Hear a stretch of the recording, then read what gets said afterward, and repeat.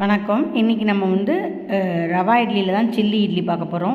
அதுக்கு நம்ம ரவா இட்லி ஊற்றி வச்சுருக்கதை கட் பண்ணிவிட்டு நம்மளுடைய சில்லி கோபி 65 செஞ்சோல பவுடர், அந்த பவுடர் போட்டு பிசைஞ்சு வறுக்கிறோம் எண்ணெயில். அந்த பவுடரோட லிங்க் உங்களுக்கு நான் டிஸ்கிரிப்ஷனில் தரேன். அதுக்கப்புறம் பெரிய வெங்காயத்தை பொடியாக நறுக்கி அந்த எண்ணெயில் வறுத்தோல அந்த எண்ணெயிலே ஒரு கரண்டி ஊற்றி நம்ம அந்த வெங்காயத்தை நல்லா வதக்கிட்டு தேவையான அளவு அதுக்கு மட்டும் உப்பு போடுறோம்.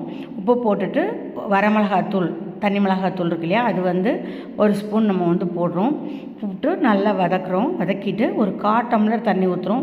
இந்த ஸ்டேஜில் சின்ன பிள்ளைங்க சாப்பிட்றவங்க சாஸும் ஆட் பண்ணிக்கலாம், கார்ன்ஃப்ளவர் மாவு கரைச்சும் ஊற்றிக்கலாம்.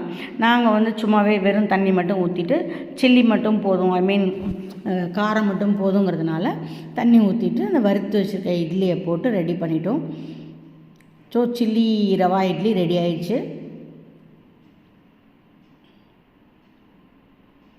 இந்த வீடியோ உங்களுக்கு பிடிச்சிருந்தால் லைக் பண்ணி ஷேர் பண்ணி சப்ஸ்கிரைப் பண்ணுங்கள். நன்றி, வணக்கம்.